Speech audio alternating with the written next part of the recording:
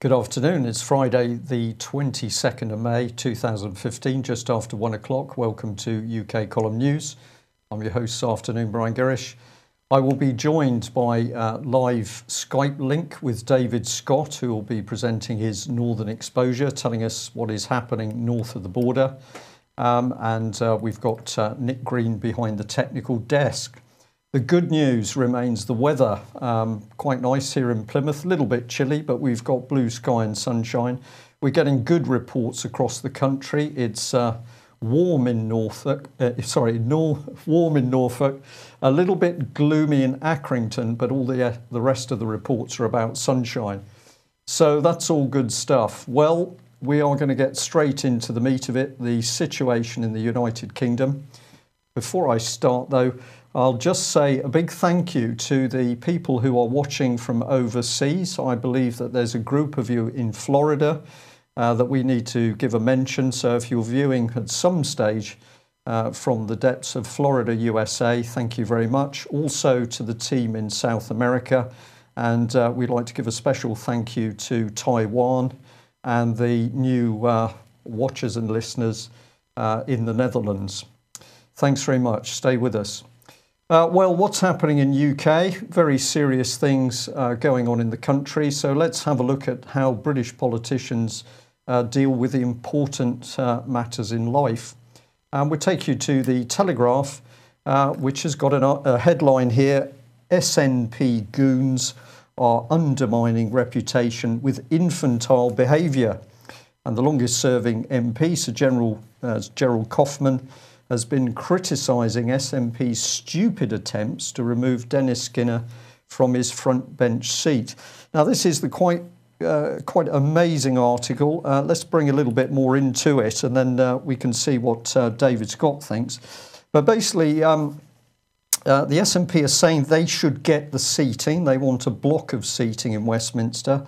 And Sir Gerald Kaufman says, I think that their conduct is infantile. I don't know what they're trying to prove. It's all very well for them to sit in a block, but to move one of the longest serving members of Parliament out of a seat that he's occupied for decades, it's stupid. This is the most incredible article. Let's just have a look at what the background is. We've got unemployment, we've got hunger, we've got the NHS being ripped apart with privatisation, we've got paramilitary police, we've got Britain's defence forces in a shambles, we've got criminal bankers, we've got paedophiles protected by Westminster, and Sir Gerald speaks out on what is effectively MPs' musical chairs, a spat, because they are sitting in my seat. This sums up, for me, the state of the United Kingdom at the moment. And who is to blame? Well, of course, it's all of us, anybody that has voted to put these despicable people in Parliament. They are worse than children, of course, because they are adults and should know better. But is there any wonder that we've got trouble in the United Kingdom? David, would you like just a quick response to that one, since SNP's mentioned? Yes, I don't know quite where to come down on this. I mean, being called a goon by Gerald Kaufman, I think must be viewed as some sort of badge of honour if you're the SNP. And I have heard them described, albeit on BBC Scotland, as a breath of fresh air. I don't think they're quite that, for reasons we'll come to. But the stuffy, inward-looking nature of Parliament, where we are talking about seating, is certainly something that needs freshened up, and a bit of fresh air and a bit of disinfectant added in would help a lot. I'd say so. If we have a look across the board at the moment, it's fascinating what's unfolding in this country. We've got the police saying that they're literally falling apart with the 20% cuts that the Conservatives brought in. We've now, of course, got this animosity breakdown between Scotland and England. We've got the NHS falling apart. We can see that this country is collapsing. Of course, this is not accident. This is not a change in society. This is engineered subversion. That is UK Column's line. But becoming ever more clear, at least, that something's wrong in the country. Have a look at the Telegraph here. This is a map that the Telegraph has proudly been tweeting out, and it says, mapped, where is same-sex marriage legal in the world? So I'm very interested in this, that of course we've got the green areas where it's legal. So we've got a world full of wars, bloodshed, starvation, which we know are caused by the bankers and the corrupt governments, much of it being led by the United Kingdom at the moment. And the Telegraph thinks that same-sex marriage is now the most important thing and certainly required across the world. So if you're a Telegraph subscriber and you're helping to pay for that, we'll leave you to take the Telegraph on. We don't think this is the most important subject. We think some of the subjects we're going to cover in the news today cover that. And part of that is going to be the subject of censorship by the state, because of course if we can't put out truthful, factual information, or any other station for that matter, then we are subsumed into government control of the press and media.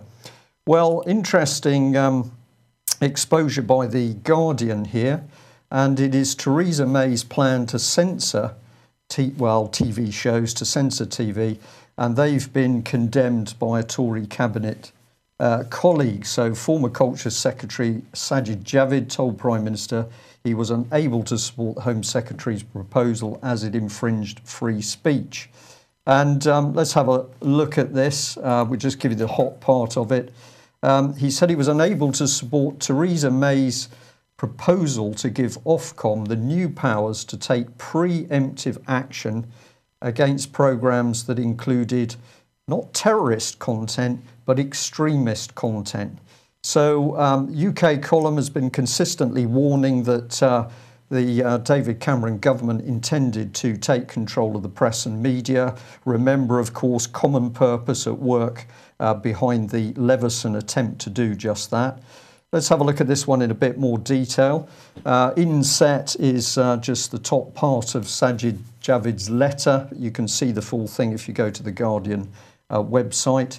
And what did he have to say? Well, this is the meat of it. I also recognise the particular challenge of ensuring the opportunities for extremists to spread their message are limited, and the important work that Ofcom does in this area in regulating broadcast media. Ofcom has strict rules set out in the Broadcasting Code which require that material likely to encourage or to incite the commission of crime or lead to disorder is not included in television radio services. In addition, Ofcom's remit in relation to television-like, remember that expression, in relation to television-like on-demand services, ODPS, includes a provision on material likely to excite hatred, extremist content. Ofcom has taken robust action against UK broadcasters which have breached these rules.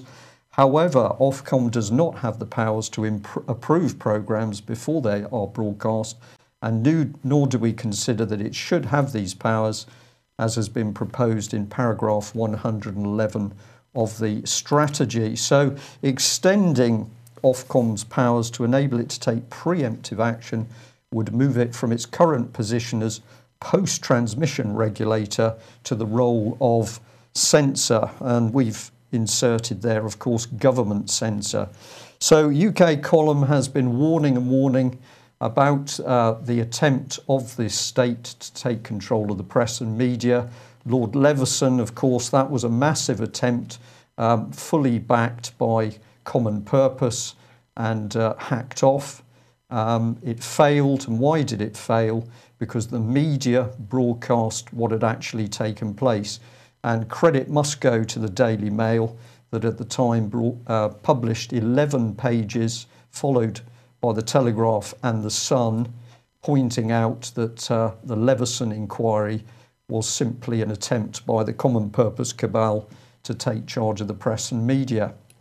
Well, it's not just us that's getting worried. Breitbart here has got a headline, Conservative Home Secretary planned a state censor for British TV.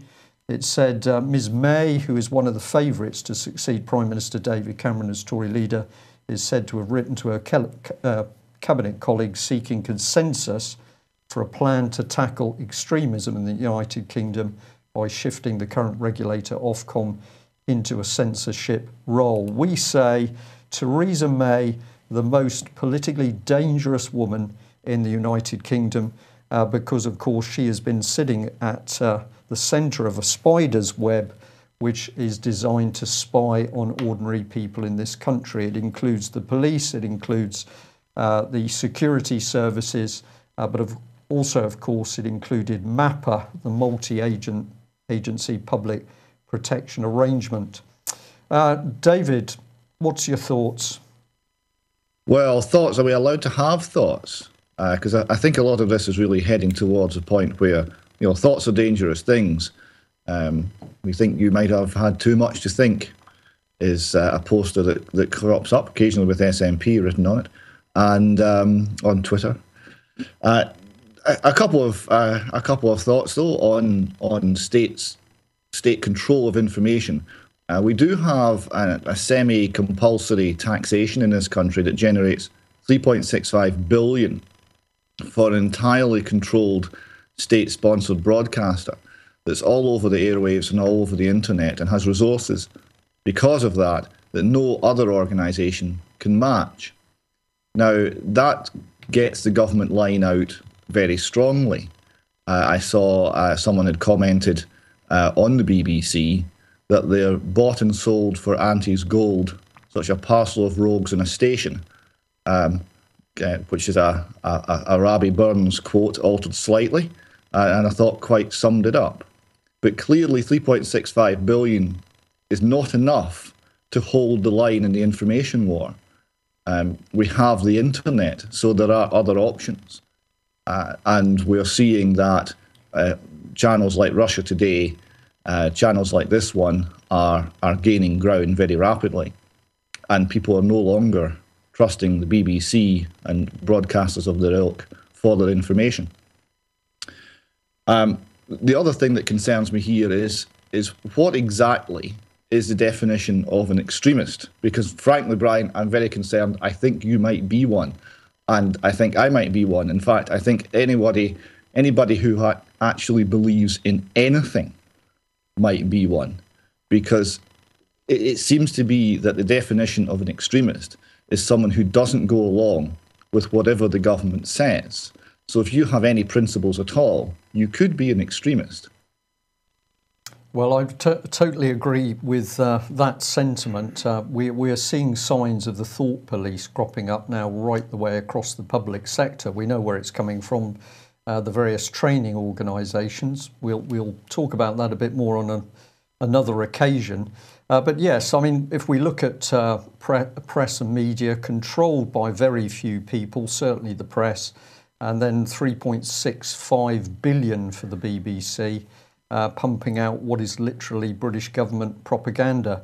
But of course, all of these organisations, if you really look for who's controlling them, it comes back to the power of their legal teams, because very often we know that journalists wanted to publish stories, particularly about the abuse of children. They were then shut down, and what they've told us is, well, our editorial board is frightened of the advice of our own legal teams.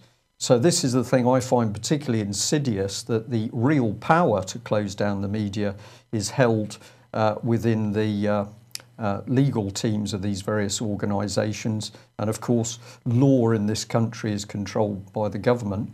But in Scotland, you had the interesting position of Peter Watson, eminent lawyer from Levy-Macrae, who was openly boasting that he had the power to control the media. Have things improved in Scotland since Peter Watson has run into difficulty with financial institutions? There seems to have maybe been a slight easing of the restraints. Peter Watson's nickname was Rasputin of the Glens because of his control over matters legal and relating to the press. And he was the legal advisor to quite a number of the major newspapers here. And these newspapers in Scotland are very much the opinion-forming and influential parts of the media. So, yeah, we're maybe seeing a slight improvement. It's early days, though. I wouldn't say that we've exactly reached the sunlit uplands of press freedom just yet. Right. Well, let's remember back to the days in 2004, February 2014, I beg your pardon, when the UK column received the first threatening letter from ATVOD, the regulator for on-demand video. And of course, they were writing to UK column telling us that we were too television-like and therefore we needed to be regulated by them. And at the time, we protested pretty strongly and quite rightly, because we said this is the start for a state clampdown on free speech. So we now know what Theresa May is desperately trying to bring in. But of course, back in 2014, we were talking about the dangers of ATVOD.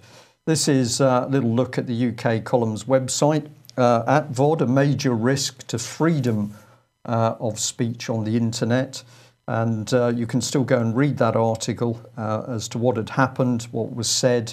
But essentially, ATVOD said you need to register with us. I think it would cost a mere £90, not a lot of money. However, once you've signed that money, signed the agreement and paid the money, what you're doing is accepting censorship by ATVOD.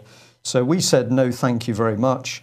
What did we have to do? Well, we had to remove the programming, and this is why people still find it difficult to see older programs from UK column, and that's because all of those lists of programs and future programs had to be taken down to remove the threat from ATVOD. Now, we played a little bit of a low ball at the time because we moved into new premises. Shot here of Mike Robinson, Louise and myself, reduced to broadcasting from a car in order to make it quite clear to ATVOD and the British government that we couldn't really be that TV-like. So the joke worked, and that video got a lot of coverage, but the message from UK column was watch out, because the Lib Lab Con, but especially David Cameron's vicious Conservative government, is working to clamp down on free speech and the media. Now, do have a look yourselves at ATVOD. This is the boss, Ruth Evans, chairman, a lovely lady. And we've got a House of Lords paper next to her there, Media Convergence and its Public Policy Impact. Think about this. The government sees that all media is coming together, the internet becoming a usable channel, of course, even for mainstream. And if you can control that, you can control the whole of the media and predominantly the press as well, as their information moves to the web. But this lady is talking about control of the media being an evolving art. So when you start to say, where do her powers come from? Well, we don't really know. But in any case, we're evolving the regulation as time goes by. So basically, very, very dangerous organisation, making up the law as they go along. I'll just bring in these bits and then we'll come back to David. This was part of the press statement the UK column put out. They tried to start censoring us on the 2nd of February 2014, and we started warning. This is what we put in our press report. Brian Gerrish, I said, this represents an immediate and dangerous attack on free speech on the internet and should be of massive concern to all YouTube users. The government seems to be moving to censor individuals directly, putting them on the same regulatory footing as global corporations like the BBC and CNN. As a government agency, ATVOD's clearly flawed working practices and their alignment to the corporate media pose a direct threat to our personal liberty and freedoms. Mike Robinson said it used to be that to produce high-quality studio-based video content, the financial barrier to entry was very high. Today, with the television studios in a box costing as little as a few £100s, ATVOD seems to be attempting to extend its remit to even the one-man band producer operating out of his bedroom. This is a dangerous road to tread. So we were talking about this back in the beginning of 2014. I'm going to say we were spot on, and now we are really starting to see how dangerous David Cameron's government is, Theresa May in particular. David. Yes, creeping regulation is an unfortunate thing. Seems to be very common in this country, because ATVOD started off with quite modest stated goals. We were going to have the BBC and CNN and Channel 4 were going to be releasing content on the internet. So let's have an agreement that the rules governing that content that apply to broadcasting generally should also apply to its internet content. You know, in case CNN should want to become the world's largest pornographer, you never know. So ATVOD was there to protect us all from that stated evil. So we accepted, or didn't know, about that small concession, and they came into existence. And there then seemed to be a hunt for things to regulate. So they found a few pornography sites, and they seem to have attacked them, and they're trying to regulate pornography sites. So most of the freedom-loving people in the world don't really care about pornography. So they managed to pick that off. And then they started coming after the UK column. I think they got a little bit more than they bargained for. I suspect they got quite a lot of mail on that one. They certainly put up some standard answers to frequently asked questions on their website to try and deflect some of it. But it was clearly an attempt to grab censorship over the whole of the internet, the whole of YouTube, and to prevent unapproved messages going out.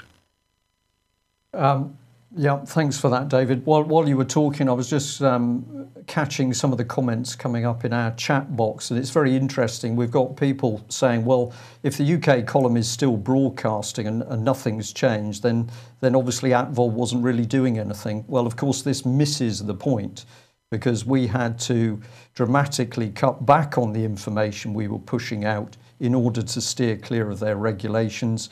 We do what we do at the moment, but we're not allowed to give a future list of what's coming up like a mainstream television channel would do, and neither can we have a comprehensive list of the programmes as they've gone. So I'm going to say, please do your own research on this. It's quite clear that a few people simply can't grasp the seriousness of this censorship. Why do we? Sorry. ATVOD's reply to some of the correspondence that we put through from here, defending the position of the column, was wonderful bureaucratic speak. You know, we've had a meeting, and the meeting's decided that the UK column needs sorted out, and we have written to the UK column, and they've not accepted this, and this really won't do. And so the assumption is it's the assumption of authority. They have no authority, because you have not granted them such authority over you. And while we still live in a country with even the smallest remnants of freedom, that's what should apply. Right. Well, perhaps we'll just drop in here, anecdotal, but we were told by a very interesting person before David Cameron was originally elected that in one of the central Conservative office debates, the UK column name came up. And allegedly, Mr. Cameron said, when we get elected, we will legislate against people like that. So there we are, anecdotal story. If it's true, it would certainly seem to fit the pattern with what we're seeing emerge. Why do we need free press? Well, we need to keep a watch on our politicians, of course, but other bodies. Let's just have a look at this Herald report. A quite disgusting incident of a sailor assaulted on board ship with a supposedly drunken prank involving him being assaulted with a bottle. Now, what I'm particularly interested with is in set, we've got the image which the Herald has used to promote this story.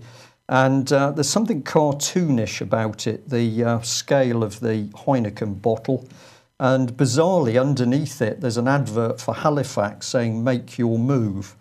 Now, of course, the incident itself is disgusting, but let's remember that the British public still largely unaware that the Royal Navy approved Satanism for use on board warships. And isn't it interesting that we're now starting to see an increase in what is clearly a breakdown of discipline and morality and these perverted attacks, because we're hearing from other sources of very unpleasant incidents on board Royal Navy warships. So, of course, it was a government ultimately that decided that we needed Satanism in the military. Why should they want that? Well, I think we need to ask the question, why should the Herald produce a rather cartoonish video to support this horrific story? Don't know the answer to that one either. But if we lose our free press, of course, none of this is going to come to light. So where does that go? Well, let's get on to this. Exaro seems to have what many have said is a controlled leak, because they've suddenly come up with the fact that Lord Janner, who can't appear in court because he's got Alzheimer's, has been appointed to another committee, a law committee. This was back in June. So isn't it incredible? We've still got no real action on the investigation into Jimmy Savile's abuses. Here's the linkage with all of these high-profile people, everybody from government ministers to the royal family. Still no action. We've got Mr. Janner, allegations against him. He's not fit to go into a court, but he is fit to sit on a government committee. And we've now got this sort of thing coming into the press. So 1,400 being investigated in the child sex abuse inquiry. This is across the board. It does include politicians. But we know this is a lie because apparently all 1,400 people are men. And the facts of the matter are that close to the ratio of men to women paedophiles is close to 50-50. So what an extraordinary situation. No female paedophiles have been named in any of these abuse cases, 1,400 people. And leading back to you, David, 37 Scottish VIPs are among the 110 child sex abuse suspects in Scotland. Yes, there's 200 and odd of this 1,400 come from Scotland. That alone is enough of a concern. But a surprisingly high proportion, 37, have been named as prominent people. Now, you'll appreciate that when Robert Green was in HMP Perth, I asked a question of Kenny McCaskill regarding the Holly Gregg case, and he responded that it was ridiculous that Robert Green was having the campaign he was having.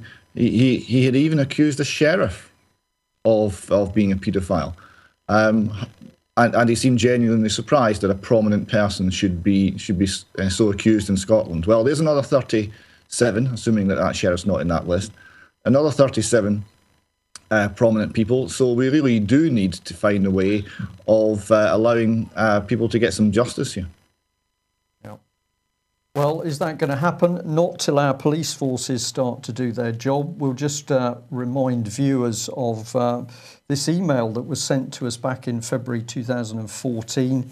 It was in relation to Robert Green. Somebody had phoned the police in Scotland, and the person says, I phoned the police station a few minutes ago. The officer who picked up the phone insisted he can't hear me as soon as I mentioned the name Robert Green. That was due to a bad line. However, when I told him I do expect Mr. Green is getting the legal representation he deserves and not being held in solitary confinement for days on end, I think, days on ago, he responded with, I'm sorry, I can't talk to you if you're talking to me in this manner. When I asked him what his force number was, he replied, I left it at home, and he put the phone down. So if this is the way that the police treat people, of course, we're in a very bad position. Officers connected to the Metropolitan Police are telling us that the atmosphere in the Met Police at the moment is utterly vicious, with officers threatening other officers in order to keep them away from exposure of the child abuse cases. So serious stuff. And let's just remind ourselves that it was Robert Green that started to point a finger at the sort of activities judiciary in Scotland or people connected with the legal world. This was the Violate Club, which he alleged had members from within the Scottish establishment. And it was shortly after Robert talked about this S&M club that things got very nasty for him. Of course, the Scotsman itself reported this club and said, well, you know, a lot of the people are upstanding professionals.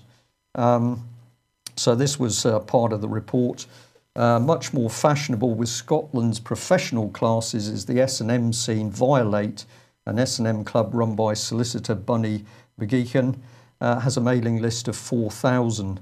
So the UK column received reports that amongst that membership were members of the Scottish establishment, police and judiciary. We're going to say, was that true? We don't know, but if true, surely the public has a right to know. And we're back on the subject of free press and media to investigate what the public needs to know about. Now, David, before we come back to you, I'm going to say that we've got a short recorded interview between Mike Robinson and Ian Crane following the AV6 event last weekend, which was a major success. That clip, I believe, is about 19 minutes long. So we'll run that. And David, if you're still happy, we'll join up with you again after that. And we'll finish off the points that you've got of matters of interest north of the border. So I'll hand over to Mike Robinson interviewing Ian Crane yesterday. And we had AV6, and I thought it'd be good to have you in and have a chat about how that went and how sort of happy you are with how things went and what's happened since. Well, I might be a little bit biased on that, Mike. But in the scheme of things, yes, I'm very happy. I think the response that I've had has been absolutely remarkable. I'm already starting to get emails and private messages of people telling me what they've done as a result of AV6. So the message that we were trying to get across at AV6, which is get involved, engage in the process, do whatever it takes, hold MPs and other elected officials' feet to the fire.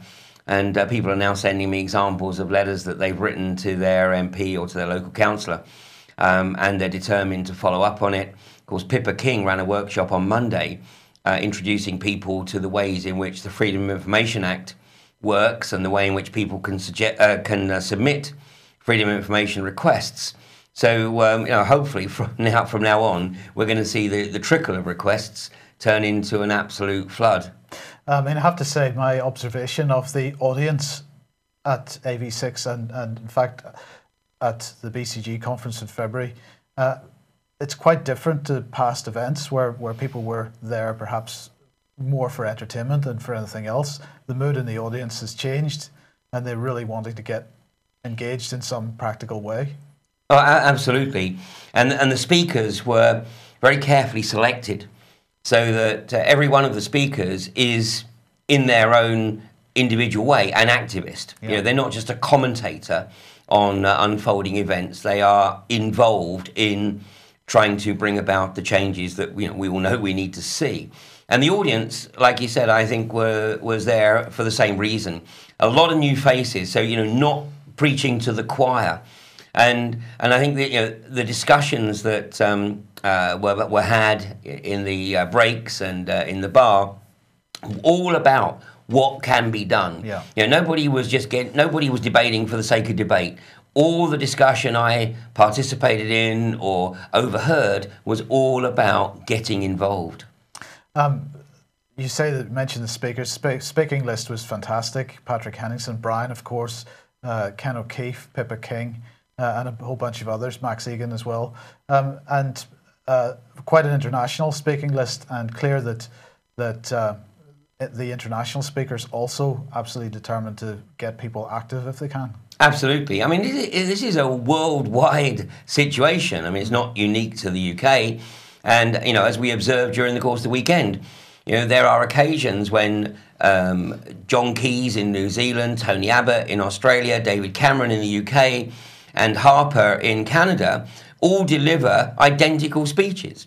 So if anybody ever wanted to see prima facie evidence that there is something that is directing the global agenda, I don't think it's coincidence that these guys, are using identical phrases when they're speaking on particular topics. And then after AV6, you were straight down to Plymouth for another speaking event. Oh, I was actually in Bristol. Oh, Bristol, sorry. Bristol. That was an event on Monday night for a screening of Voices from the gas fields. Yes.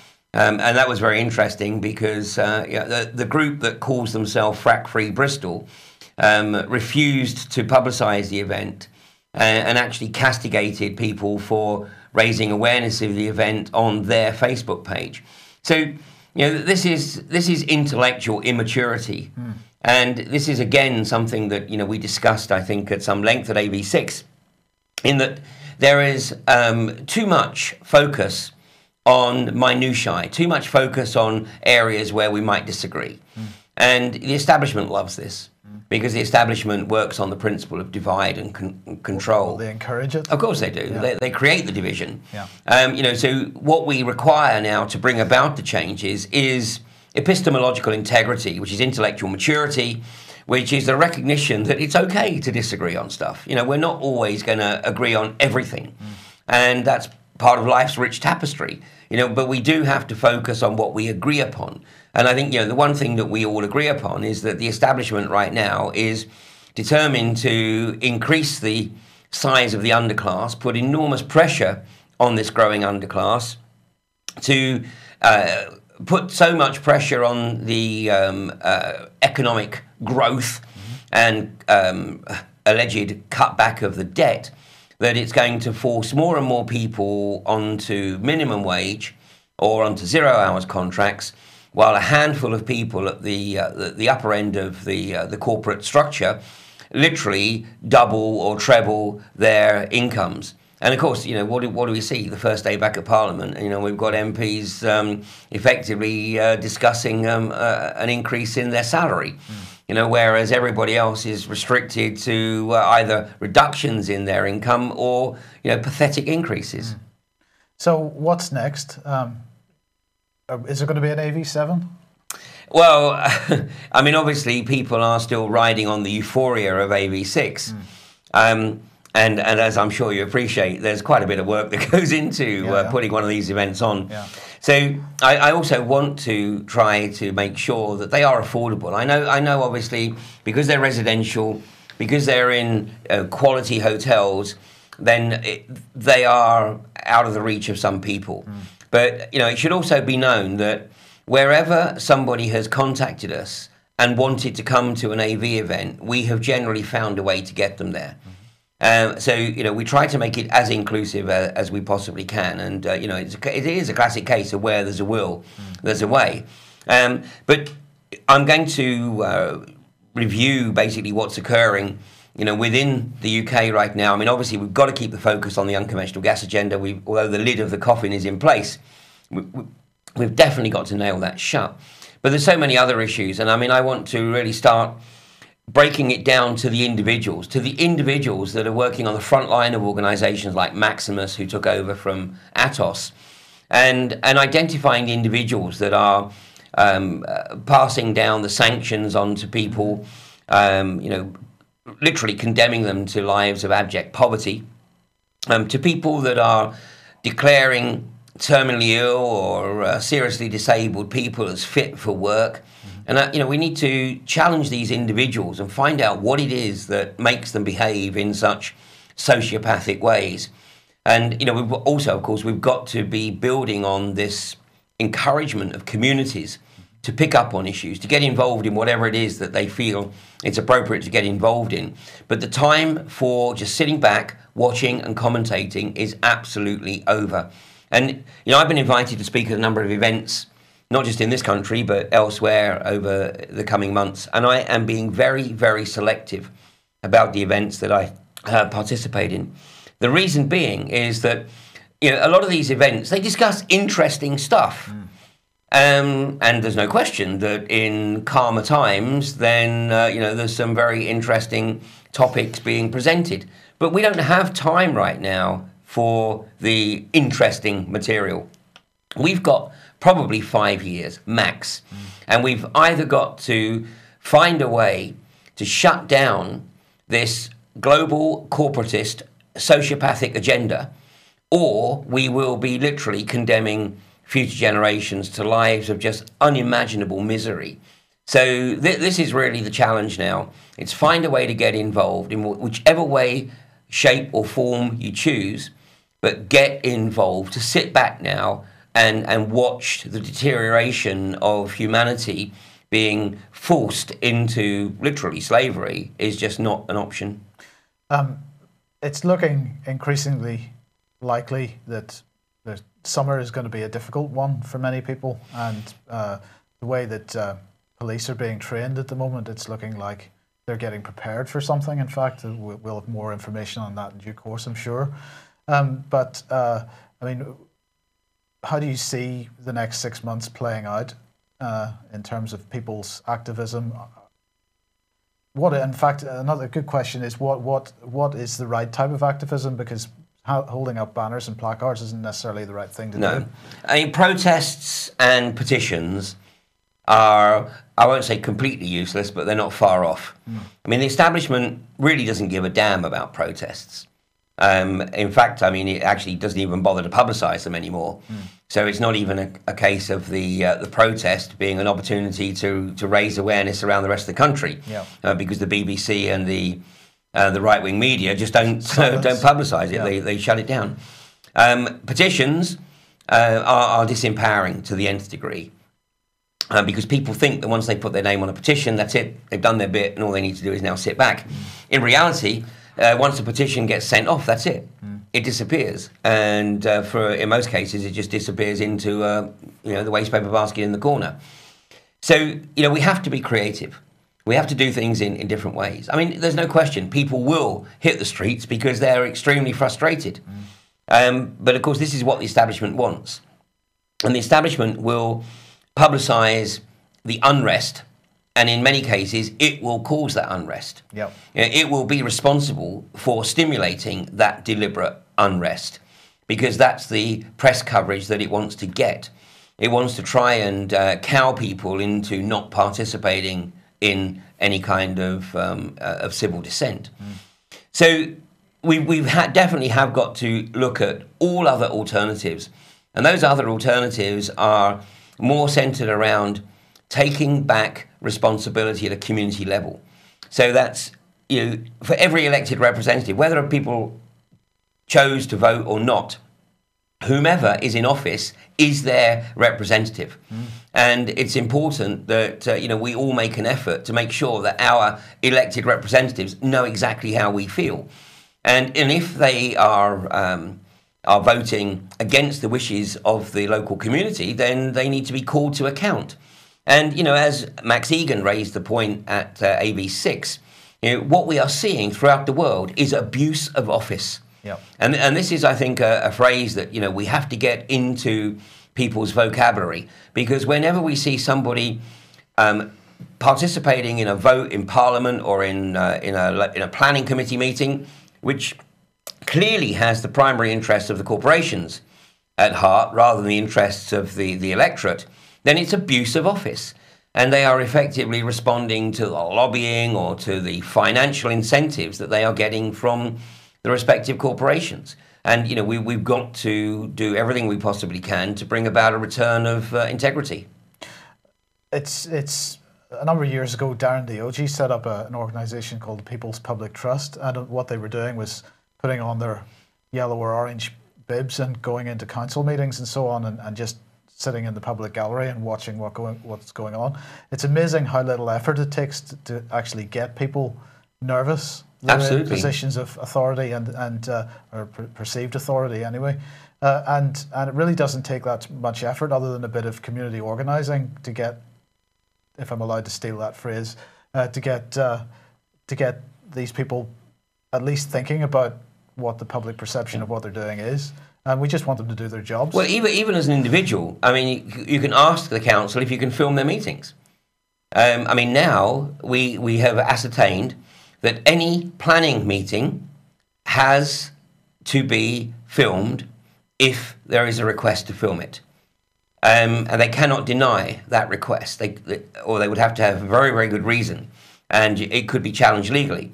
And in fact, now what we're finding around the country is whenever a planning committee meets to hear a planning request from an unconventional gas company because they want to drill an exploratory well, or they want to run a flow test, which is effectively a frack, then obviously there's a lot of interest.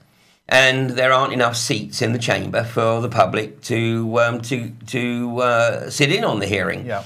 And so now, when the requests are going in for filming the meetings, they're acknowledged every time. And of course, what this does is it does put the committee under scrutiny. Mm-hmm. And what we saw in East Yorkshire in October of last year was an absolute travesty, where all bar about 2 of the planning committee were either not physically present, and in a couple of cases were actually asleep. And, this is probably because this was their usual modus operandi. They took a planning committee meeting as an opportunity to have a siesta. Yeah. But now that, they've got 100+ people in the gallery and the press filming, including the BBC, then if they're not performing, then they're not fit for office. If they're not doing their job, they're not fit for office. We saw the complete opposite of that with the North York Moors Planning Committee a few weeks ago, where it was very, very clear that every member of that committee had made a real effort to try to understand what it was that they were being asked to grant permission on. And they appointed their own independent expert hydrologist. And basically, they asked very, very intelligent questions, which led them to make the decision that there wasn't enough information for them to be absolutely certain that this operation could be done without risk of contamination. And in particular, the one question that nailed it was the hydrologist in his report had made an observation that Scarborough's water came from the aquifer that Third Energy were looking to drill through to basically re-inject the waste into a strata of geology that was different from that which they were extracting it. So this was going to be a first of that type of activity in the UK. And they asked the hydrologist, they said, well, if something does go wrong and the aquifer is contaminated, what's the options for Scarborough's water? And he simply said, there is no plan B for Scarborough's water. So anybody watching this in East Yorkshire needs to start taking note that a lot of East Yorkshire's water comes from an underground aquifer, which is right under the area that Third Energy want to start fracking, and that aquifer is going to be put at risk if that operation goes ahead. But that's a staggering situation that they would be fracking above, but trying to re-inject below. Is that what? No. They're looking to actually frack below. Right. So they're looking to bring up the waste through the aquifer, and then they want to drill a re-injection well, so they can pump the waste back into the geology, because there's so much waste, because the gas there is what's called a wet gas. So it would be not viable for them to have to ship the waste out by truck. I mean, it would just be an enormous amount of trucks, just not a viable operation. And they've said categorically that unless they do get permission to re-inject the waste into this other layer of geology, then the operation is not viable. Well, from my perspective, there's just no viability here whatsoever. And any councillor or any member of North Yorkshire Moors Planning Committee that grants permission for this re-injection well will be literally playing Russian roulette with Scarborough's water. Okay, so we need similar type of activism as is happening with these planning applications for fracking to be spread right across the entire council agenda and in fact central government agenda on everything. On everything. Everything. And try to get as much film taking, as much evidence gathering, and try to hold these people to account in that way. And it doesn't need national organisations. No. I mean, as we saw at AV6, particularly the examples of Pippa King, the power that one person can bring to bear with their focus and tenacity and demonstrating that they actually know more about the subject than the alleged experts. And that's one person. Once you multiply that by literally thousands or tens of thousands or hundreds of thousands, then that's where the power is. The people really do have the power But of course, they are conditioned not to use it. And, you know, less and less I hear now when I hold public meetings, less and less do I hear people say, oh, but what could we do? What could we do? You know, we're just one person. No, you can do a hell of a lot. And as people start to realise this, and of course, as they realise that they are having impact, that people are listening to them, then, you know, obviously it's a motivating factor, and then you go and be prepared to do it again. Okay, well, brilliant. We'll leave it there, but, you know, hopefully we'll see much more of this type of thing in the distant future. You're on with us on Monday night for the Crane Report and Fracking Nightmare, is that right? Indeed, Fracking Nightmare at 7:30 on Monday. No, sorry, the other way around, isn't it? Sorry, let's do that again. Humanity vs Insanity at 7:30 and Fracking Nightmare at 9 o'clock this coming Monday, yes. Brilliant. Well, thanks for joining us, Ian, and we'll see you on Monday then. Thanks, Mike. Thanks a lot. Well, there we are. There's the debrief from Ian Crane over at Robinson. Now I'm just going to bring up on. I'm just going to bring up on screen Ian Crane's advert for the videos. If anybody wants to get a copy, the box set of 12 videos is £60. Now I know many people look at these events and they think they're used to make vast amounts of money. I can assure our audience that is absolutely not the case. A vast amount of effort goes into planning them, and of course the upfront cost to put these events on is very large. It is very difficult to make profit out of them, and one of the things that's very difficult for the organisers is that having put all that effort in, then people are saying, well, of course this is just done to make money. I will say to critics of that type, if you don't like these events, then obviously don't attend, but perhaps you could put on some events for the same numbers of people, which hopefully you can do free. So we'll wait for see whether there's any progress on that. And the other debate that's been going on at the moment is, are people entitled to a private sex life?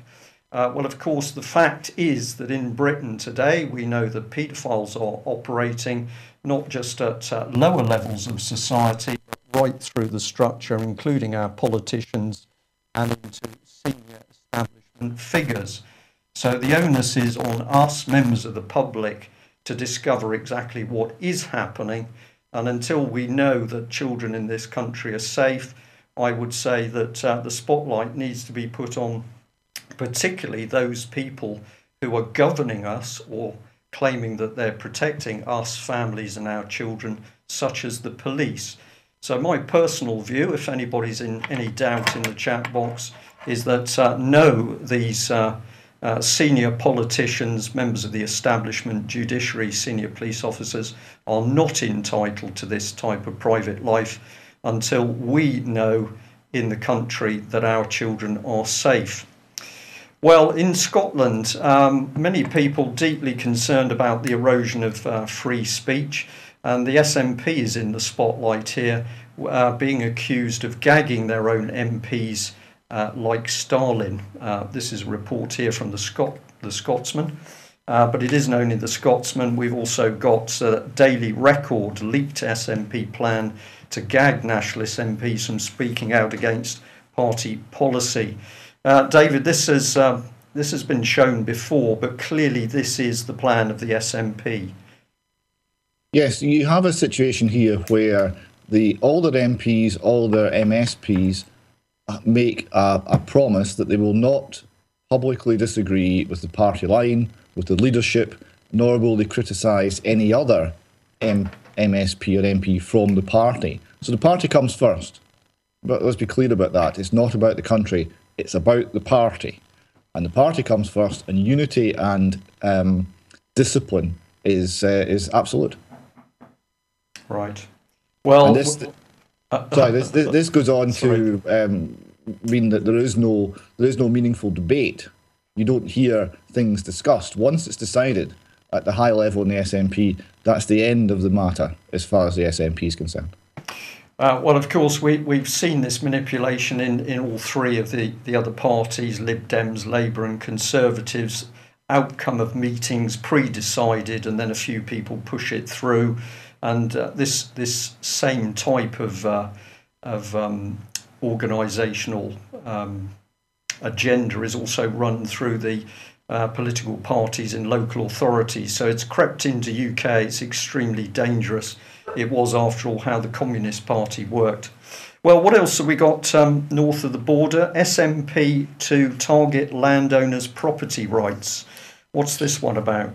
Yes, we're trying to discover in Scotland whether we have any property rights. We're not very sure at the moment. We're asking questions of the SNP government, and at the moment they're unable to tell us whether they actually have a definition of property rights or understand the term at all. What's clear, however, is it's moving, it's changing. Now, what we've got here is Government Minister Aileen McLeod, the Scottish Land Reform Minister. Now, you might have seen land reform in Zimbabwe and the Ukraine. It doesn't always go well. She told a conference in Edinburgh that, quote, "The core of my approach is to shift the balance of the law so that public interest is given greater precedence at the expense of individuals' rights." So the public interest, as defined by the government, the SNP, is going to trump individual rights. And if you're a landowner in Scotland, you should be very, very afraid. Yeah. This is an assault on individual liberty. If there's no property, there's no individual liberty. It's extremely serious. It just seems to get worse, doesn't it? Well, of course it is, but we're seeing it. What about this next one? This is Alice Through the Looking Glass, attachment-informed transformational change. This is all the language of the new age. Yes. If you thought a comprehensive attack on property rights was a bad thing, then we're only getting started, I'm afraid. Alice Through the Looking Glass is a blog which is often extremely insightful and well-informed, and it covers all aspects to do with the state control of children. Now, they're talking here about attachment matters for all. This is an innovation in the field of childcare, and it applies a predict and prevent approach. So we're not responding to children being abused. No. We're predicting when they're going to be abused. We, the state, have 100% foresight now, the gift of prophecy. So we're going to predict when the children are going to be abused, and we're going to prevent it. So everything's going to be fine and rosy in the new Scotland. This is all based on attachment theory.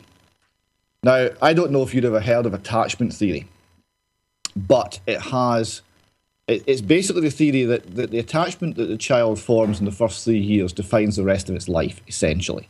And that if you don't get that right, then it's all downhill from there, and the child is going to grow up to be a criminal, need a lot of expensive NHS care, not contribute enough through work and taxation, and generally be a burden on society. So society's now got a reason to step in. So just listen to a few quotes here. They're quite horrific. It says in this blog, there is, however, convincing evidence that certain caregiver characteristics are associated with the development of disorganised attachment. That's a quote from the government. They don't say what those caregiver characteristics are. The blogger goes on to comment, what this means is that parents and carers who will be assessed as to their character as most effective attachment-based interventions target the caregiver and the relationship rather than the child directly. That's a direct quote. So armed with this attachment-informed practice, professionals will be able to step into families and often act essentially with great cruelty. Another quote from the government guidance document here, quote, "It is important to recognise that adults who are unable to provide this kind of sensitive, mentalising care may still genuinely love their children. It is also, however, important not to privilege the fact of parental love over other aspects of the child's needs." Did you get that? Love's not enough. I remember being told by my mother about people involved in child protection in the 1930s in Scotland, a time of great poverty. And they'd go into homes where there was nothing. And the people going in said, Doesn't matter if the kids are dirty. If there's love in the home, it's fine. They'll be fine.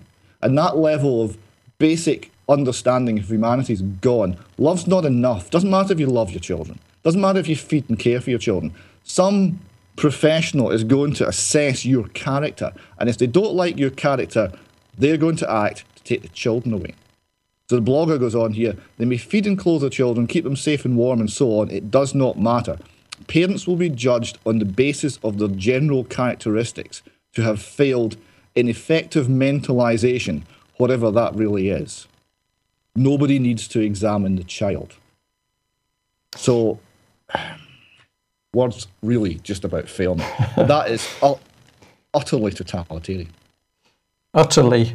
David, I'm keeping an eye on the time. We were happy to run the programme on because of the not only your component, but Mike and Ian Crane. I think what we'll do is carry on just with the next two subjects you had, and I'm going to keep the rest of the material for another session with you. What's really in my mind is that we're getting into really important detail about how this new society is being put together. Perhaps you and I should discuss doing a feature on this. So the Scottish model would probably be the title of it. But I'll talk to you, if I may, after the programme's finished. This was the next thing that you'd called up. It was no to the parent scheme, named person scheme. Shouldn't parents be referred to named persons over should parents be referred to named person over safe dose of cough syrup? What was this little story about? Yes, here we have a mother, I'll just quote here, a mother has been warned by medical staff that she could have been referred to the named person for giving her son what was deemed a safe dose of cough medicine. So what happened is, child was ill, minor complaint, running a temperature, nervous mother, as you would be under those circumstances. She ran out of Calpol or whatever simple medicine she was applying in the middle of the night, couldn't buy any more at that particular point, gave the child an adult cough medicine in a reduced dose, something that her mother had done for her when she was a small girl.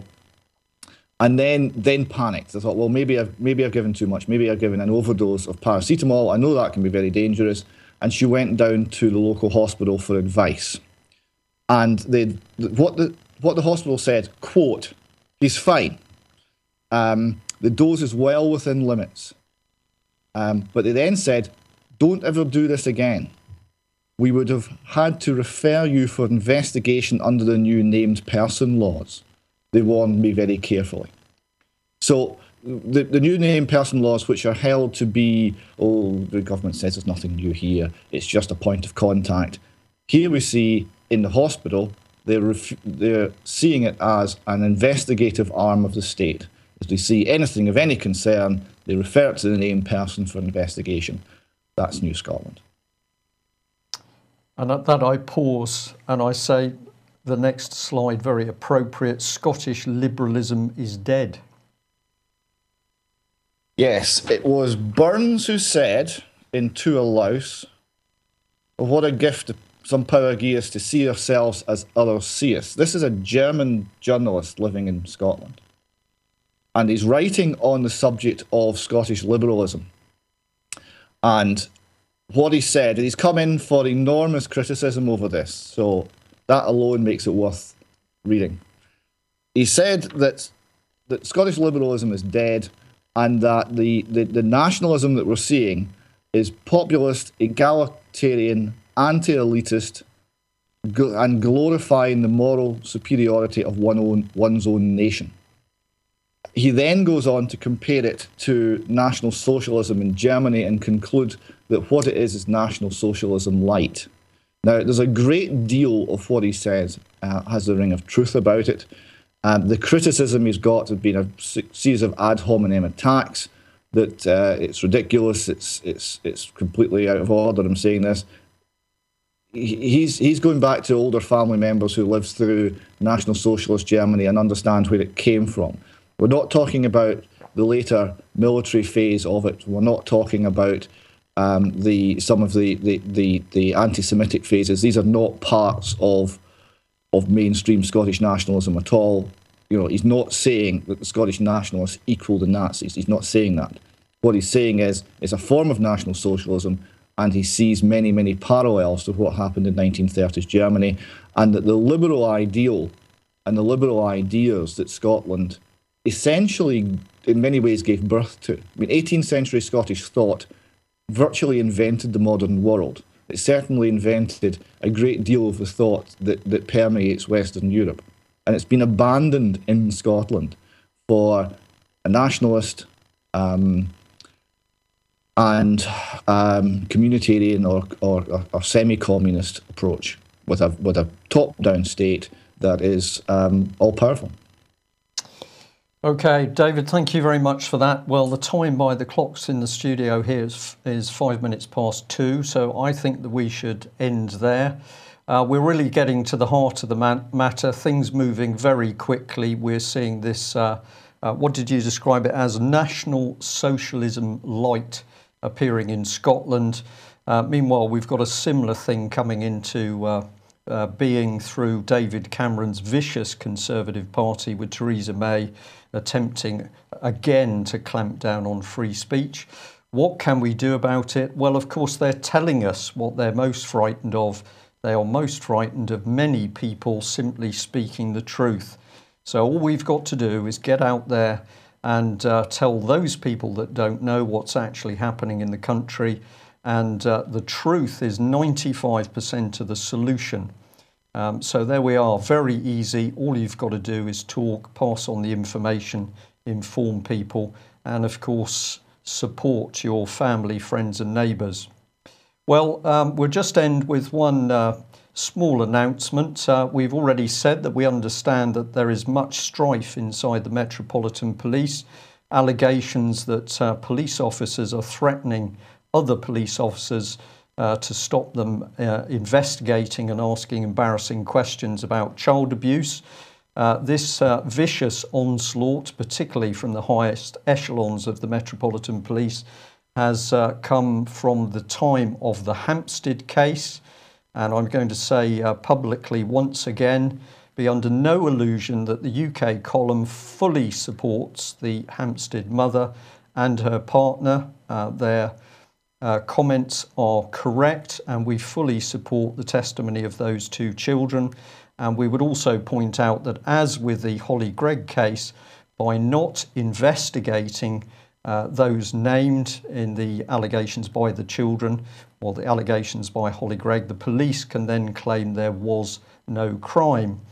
We say, if there was no crime, why is there a need for police officers to be threatening other police officers to stop them asking embarrassing questions about these cases? We'll leave you to think about that. Remember, of course, also that many, many good men and women in the police, they need our support and encouragement to get them to do the right thing. And if you're unsure of that, have a look at the statement by the chairman of the Police Federation, who basically said to Theresa May, the police now rely on the public to give them the necessary support that they need. So we've got to work together on this. Good policemen and women, we need your help. They need help of the public. And if anybody knows anything about planned demonstrations, we would be very grateful. We understand that in the summer months, there are some substantial demonstrations planned. Our concerns are that it's intended that violence could be used. At the moment, we know nothing about such demonstrations, but if anybody knows of any organisations planning those demonstrations, UK Column would be extremely interested. That's it. Enjoy the sunshine over the weekend. And as the BBC used to say, don't have nightmares. The truth and action conquers fear. Thanks very much. Bye-bye.